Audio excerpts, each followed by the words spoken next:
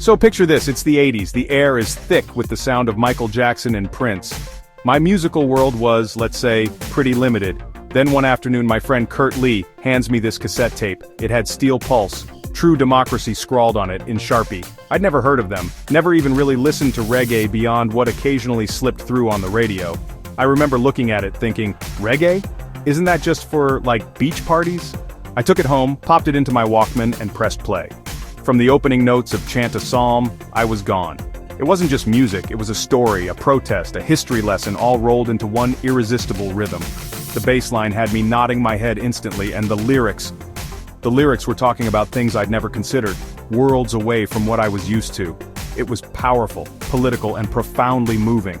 I must have worn that tape out, listening to it on repeat, front to back, until the magnetic strip started to warp.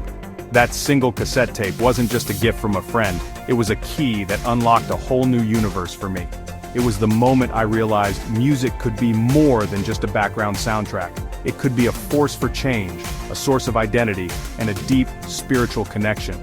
That album, True Democracy, wasn't just the start of my love for reggae. It was the start of a lifelong journey into a sound that has shaped who I am. And today I want to share that journey with you, starting with the album that lit the fuse. Coming in at number 10, but really, number 1 in my heart, is the album that started it all, Steel Pulse's True Democracy. This wasn't just an album, it was my musical awakening. When Kurt gave me that cassette, I had no idea what to expect. The cover art itself was a statement, and the music inside was even more potent. Every track, from Ravers with its infectious energy to the powerful title track, True Democracy, was a revelation. It was the first time I heard music that was both a party and a protest. The horns, the harmonies, David Hines' distinctive voice cutting through with such clarity and conviction. It was a complete sonic experience. This album taught me that reggae was a genre of immense depth. It wasn't just about feeling irie. It was about struggle, justice, and a deep-seated desire for a better world. The lyrics spoke of systemic oppression, of history, of a reality so different from my own, yet it felt completely universal. I'd listen to Your House or a Who Responsible, and it forced me to think, to question. It was complex, layered, and unapologetically political. True Democracy didn't just introduce me to reggae, it set the bar incredibly high and became the foundation upon which my entire appreciation for the genre was built. Next up, at number 9, we have an album that completely redefined the landscape of dancehall and reggae. Buju Banton's Till Shiloh. When this dropped in 1995, it was a seismic shift. Buju had already made a name for himself as a hardcore dancehall artist, but this album was something else entirely. It was a spiritual journey, a profound statement of his newfound Rastafarian faith. He seamlessly blended the raw energy of dancehall with the conscious, roots reggae messages that I had come to love. It was a bridge between two worlds, and it was revolutionary. The album is packed with anthems. You Have Wanna Be Loved, a track with such a beautiful universal yearning for connection. Then there's Untold Stories, a haunting, acoustic-driven piece of social commentary that is just pure poetry. It gives me chills every single time I hear it. And of course, the powerful Till I'm Laid to Rest. Buju's transition from a brash DJ to a conscious messenger was captured perfectly on this record. It showed the world that dancehall could be introspective, spiritual, and deeply moving, influencing an entire generation of artists who followed.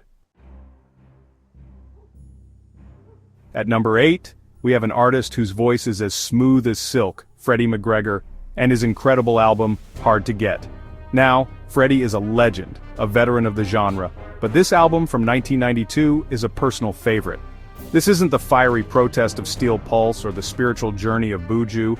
This is pure, unadulterated romance set to an irresistible reggae beat.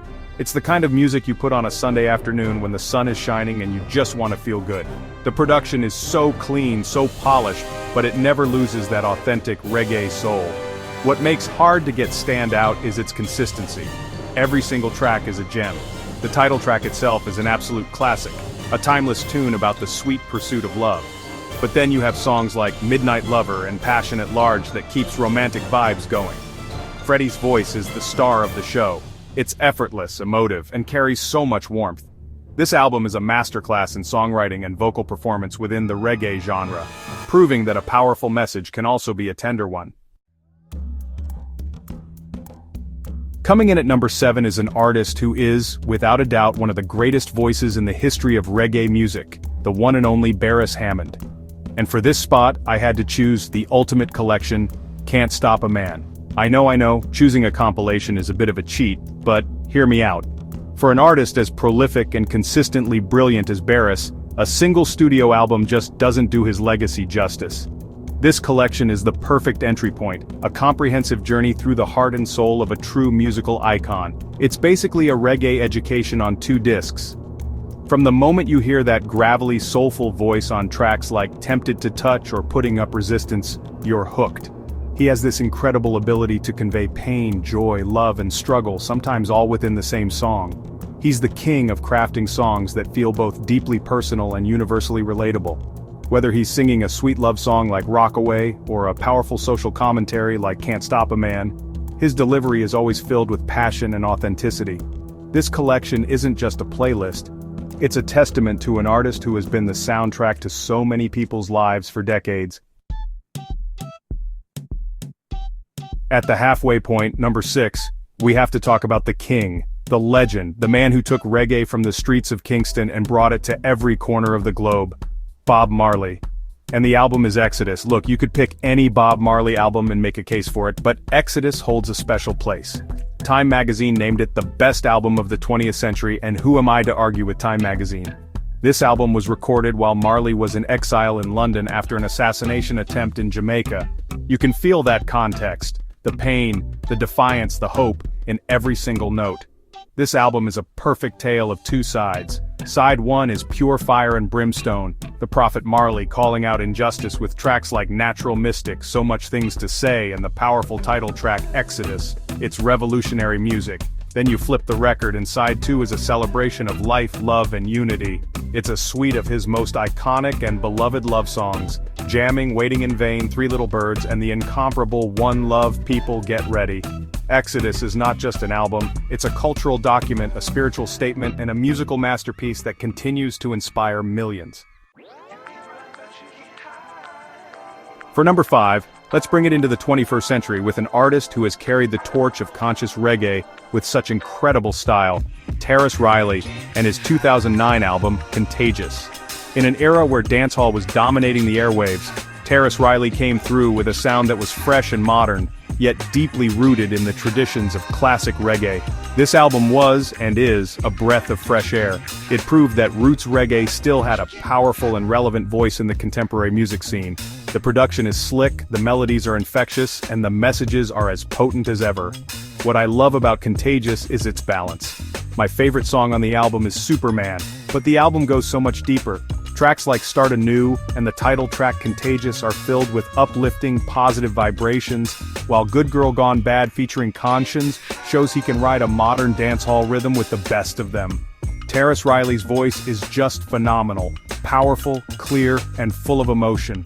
This album was a statement that modern reggae could be thoughtful, commercially successful, and incredibly cool. Alright, for number 4 we're diving headfirst into the world of dancehall with the one, the only King Yellowman and his seminal album King Yellowman. You cannot talk about the history of dancehall without paying respect to this man. He was one of the first true dancehall superstars. In the early 80s, Yellowman was the biggest artist in Jamaica, known for his outrageous, often slack lyrics, his incredible charisma, and his undeniable talent on the mic.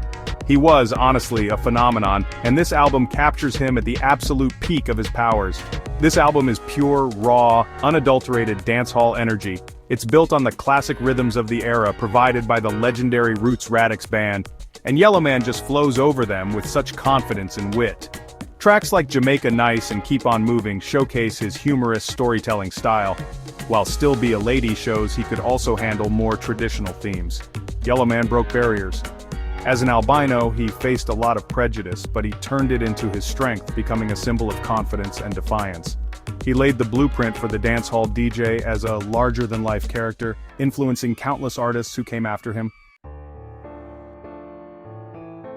Sliding in at number 3 is an album that took dancehall and honestly, just launched it into the pop stratosphere, Shaggy's Hot Shot. Released in 2000, this album was an absolute global behemoth. You couldn't escape it. Seriously, It was on every radio station, in every club, at every party. Shaggy basically perfected the formula for crossover success, blending these super infectious dancehall rhythms with pop hooks that were just impossible to resist. He created a sound that was palatable for a massive international audience without ever losing its Jamaican essence. And, that's a very difficult tightrope to walk. This album is just hit after hit after hit. You have the undeniable mega hit, It Wasn't Me, a comedic masterpiece featuring Rick Rock that honestly became a cultural touchstone. Then there's Angel, a heartfelt track sampling Angel of the Morning, which really showcased his softer side and also topped charts worldwide. But the album is solid all the way through with tracks like Love Me, and Hope. Shaggy, with his distinctive baritone voice and magnetic personality, became a global ambassador for dancehall music. Hot Shot is a masterclass in pop craftsmanship and a landmark album for its sheer undeniable worldwide impact.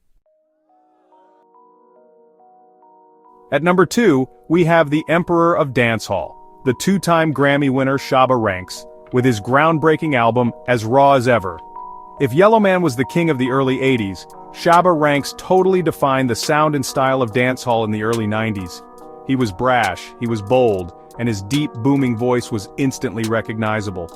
This album was his major label debut, and it hit the international scene like a ton of bricks, solidifying dancehall as a commercial force to be reckoned with.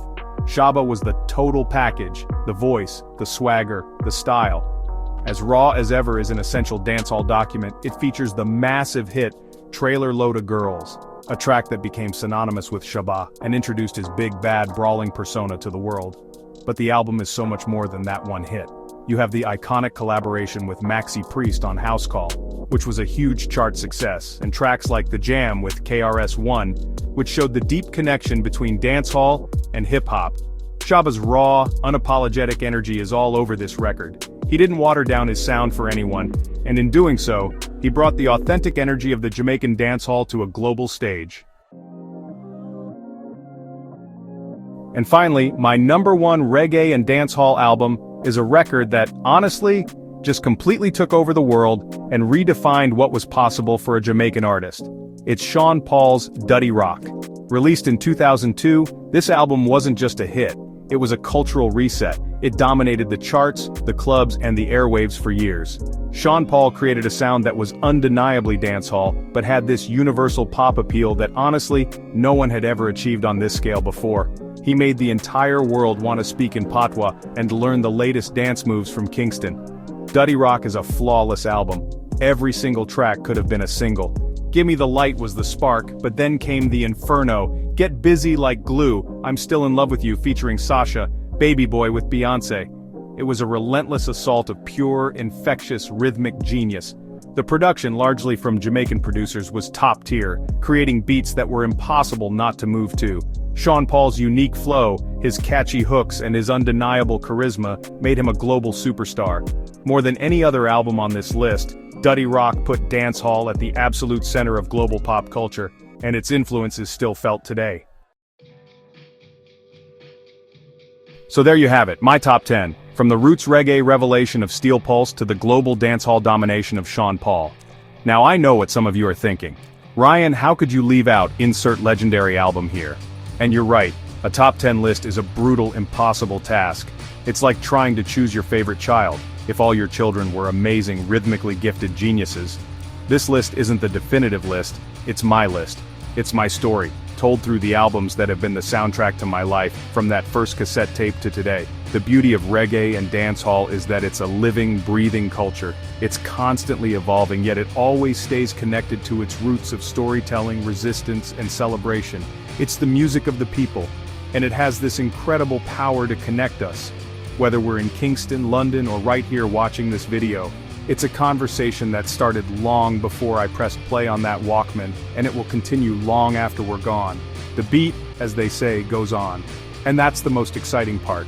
The journey never really ends. There are always new artists to discover, classic albums to revisit, and new rhythms that will make you move. So, what I really want to know is, what's on your list? What's the album that started it all for you? Drop it in the comments below. Let's get a discussion going, because that's what this music is all about. Community, sharing, and one love. Thanks for joining me on this journey. Until next time, stay irie.